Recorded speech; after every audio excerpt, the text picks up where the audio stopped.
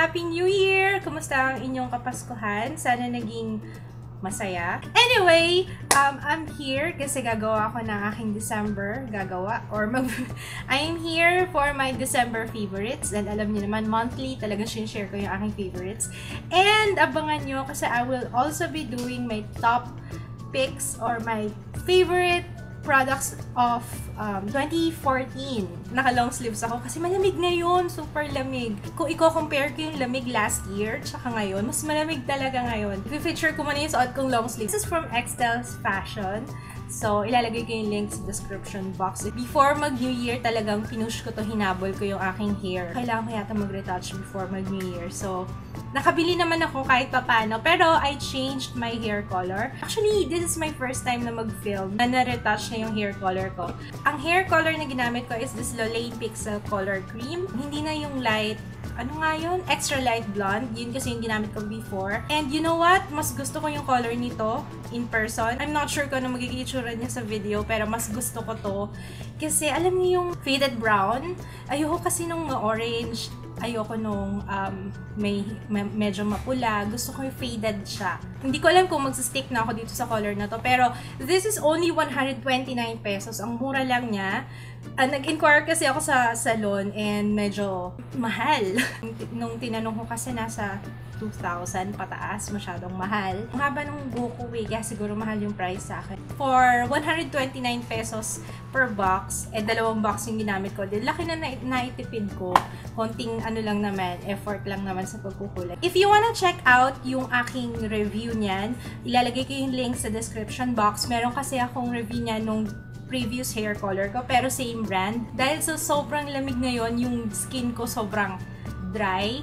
Alam niyo yung minsan pag after kong maligo, syempre pag after maligo, dun mo mafe-feel talaga na dry yung skin mo eh. Yung konting galaw ko lang, parang may nahihila sa skin ko. Tapos, nangangati siya. Nitong past couple of weeks, kinailangan ko talagang mag-lotion kasi umaabot na sa point na ang kati na ng skin ko sa sobrang dry. I hate applying lotion. Lagkit, tapos sticky. Teka, pareho lang yun. And ang lotion na ginagamit ko is the Skin White Advanced Whitening Lotion, Power Whitening. It has SPF 20. So, okay lang siyang gamitin kahit na nasa labas ka. Except, syempre, wag naman yung overexposure sa araw. Nung college days, talaga Skin White yung binibili ko. Iba pa yung shape ng bote nila, tas green yung cap. Ito yung ginagamit ko dati kasi ito lang yung pasok sa budget ko. Mura lang siya. At the same time, nakaka-whiten naman siya ng skin. Yun yung importante. Alam niyo naman ako yung lagi importante sa akin yung mura. Pero, gets the job done. Ang bango-bango nitong Skin White na lotion. Kaya every time na nag-a-apply ako, mas clingy sikit sa akin kasi ang bango na eh. Amoy girly-girly talaga. Also nga pala, it instantly whitens the skin. Kaya after application, instant white. Dahil nga lagi ako naka-blouse or lagi ako naka-t-shirt, may time na pag naaarawan ako, ang bilis mag-darken itong part na to, yung naka-expose. Kaya meron akong hati dito sa braso. Pero lately, hindi ko nga lang mapakita ngayon kasi naka-long sleeves ako. Pero lately, napansin ko parang what do you call that? Pumantay siya. Usually kasi, kapag mainit, doon ako talagang todo pinagpapawisan. Yung foundation ko na huhulas. So, ngayong malamig, okay na ako sa baby skin. Inad ko to sa akin favorites kasi I want to compare this to kasi marami nagtatanong sa akin.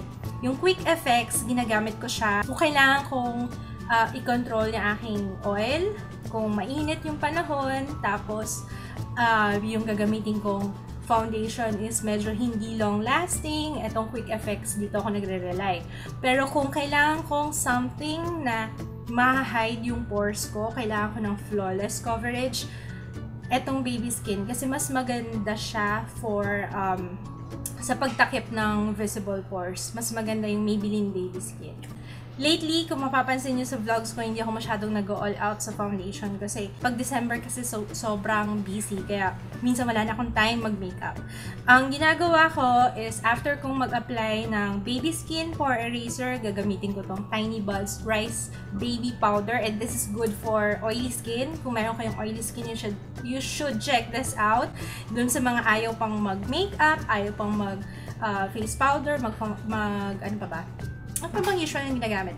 Mag-foundation. Ayaw pang mag-makeup. Kasi believe it or not, may mga viewers ako na hindi pa nag-makeup. Parang nakakuha lang sila sa akin ng mga tips for hair care, for other items, pero hindi nag-makeup. So, ito ang may sasuggest ko na powder. Nakita ko to last week sa Robinson Supermarket. So, available na siya doon. Hindi ko nga lang na-check yung price, sayang. Pero, I think mura lang naman siya. Ang maganda kasi dito is yung oil control sa face. Especially sa mga merong very oily skin. Kasi yung baby powder, mabilis lang din yun matanggal eh, lalo na kung oily ka. Nag-introduce sa akin ito is a blogger friend. Hi Ray, if you're watching. Siya ang nagbigay sa akin ito. Sabi niya, I should check this one out kasi this is good for oily skin daw. Okay nga siya sa oily skin. Natuwa naman ako. Kaya, yun, I'm just passing it forward sa inyo kung gusto nyong subukan. Okay, let's move on sa skincare. Ang favorite kong facial wash this December, ang Bruce's Vanity Foam Cleansing Green Tea. It contains collagen with green tea. Deep cleansing action removes excessive oil and sebum with power whitening effect. Yun nga lang, hindi ako sigurado kung dahil sa panahon, pero dahil dito, doon natin malalaman pag medyo nag-iba na yung panahon natin, pag medyo uminit na. Hey! May insekto! Doon natin malalaman pag medyo mainit na kung nagkaroon ng changes sa skin ko. Kasi lately, sabi ko nga lumilipas na yung ilang oras na hindi ko na kailangan mag-retouch kasi hindi ko alam kung nakatulong tong facial wash na to. Pero subukan nyo kasi mura lang siya. 130 pesos for ilang ml to. This is 100 ml tapos 130 pesos lang. Ang mura ng mga products ng Bruce's Vanity. So, abangan nyo yan kasi I'll be doing a first impression review sa Bruce's Vanity. So, another video to look out for. Kahit hindi ako mag-makeup remover dito, natatanggal niya yung kilay ko, yung what we call this, yung eyeliner ko, at saka yung mascara. Minsan, 'di ba, yun may time na tinatamad na tayo, lalo pag pagod na, di ba? Yan lang ginagamit ko, natatanggal niya lahat. Tapos minsan naman, inaabot ako ng dalawang hilamos kasi hindi natatanggal. Laging meron akong parang nagmumukhang black eye tuloy. Kaya pagising ko sa umaga, imbes na maganda yung mood mo, may kita mo meron kang itim na muta, may itim ka dito, diba? Skincare, since lagi ako nag-change ng products kasi nga I'm trying to find alternatives dun sa mga ibang products na ginagamit ko. This December, I've been using my Bare Naked Beauty Essentials Pore Shrinking Toner, Pinkish Glow Tomato Serum, and Zit Zapper Acne Clear Gel. Pore Shrinking Toner, ito ginagamit ko siya sa nose area lang kasi ito naman talaga yung aking problema. Whiteheads and blackheads galore ang aking nose. Usually, ginagamit ko to after kong mag-nose strips. Yun. Ito naman Pinkish Glow Tomato Serum. Ginagamit ko siya sa cheeks. Alam nyo, kaya ko to nagustuhan. So, yung amoy niya, amoy candy. Hindi ko maalala kung anong candy yun yung color red na maliliit na amoy lips yata. Maliban doon, I'm sorry. Instant yung pagka-pinkish, yung pinkish effect niya. So, I'm not sure, siguro yun yung effect niya, pang-sandalian lang. Kasi parang pagising ko sa umaga, nawawala yung pinkish effect niya sa skin.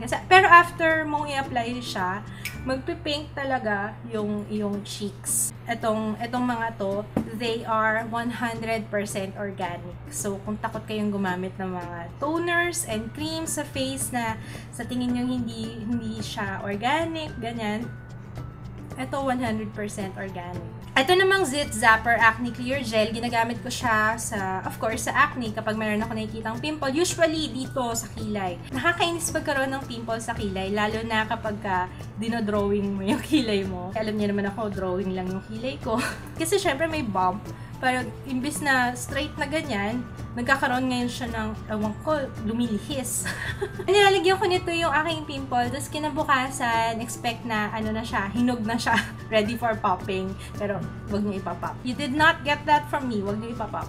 Okay? Huwag niyo ipapop. Ito yung isa sa mga lip products na magre-rely ako kapag cat-shop yung lips ko, kapag sobrang dry. As in yung dry na nagbabalat, nagbibitak-bitak talaga. Pang ibang level ng pagbabalat yun, back-back yun. In-apply mo na siya, hindi halata na dry yung lips mo. Siguro kung nasubukan nyo na ito, magigets nyo ko. Kahit na nagbabalat yung lips mo, hindi halata. Meron kasing lipstick na nagsasettle doon sa likod ng balat, sa gilid ng balat, kaya obvious na obvious ay dry yung lips mo. Rusi's Vanity Nail Polish. Ito yung ginamit ko nung Christmas and New Year na nail polish. Red 05 Gold 01. Ito yung gamit ko ngayon. Red 03. 50 pesos isa tong nail polish na to. Although maliit siya, pero ang hirap niyang tanggalin. Kaya, highly recommended ko to sa mga nanay na ayaw laging nagne-nail polish pero gustong ma-maintain yung nail polish nila. Ako, lalo na kung hands-on kayo. Alam niyo naman, ako hands-on ako, naghugas ng pinggan, naglalaba, kung ano-ano pang, basta laging basa yung kamay ko, nagluluto. Yun lang ang problema, mahirap siyang tanggalin. If you're wondering kung saan makakabili ng Rusi's Vanity, meron na sila sa Fisher Mall. Kung hindi kayo accessible sa Fisher Mall, pwede kayong order online sa kanilang Facebook page. PH Party Girl After Hours. Lagi ako nasasabihin din sa hours na yan. Bakit daw?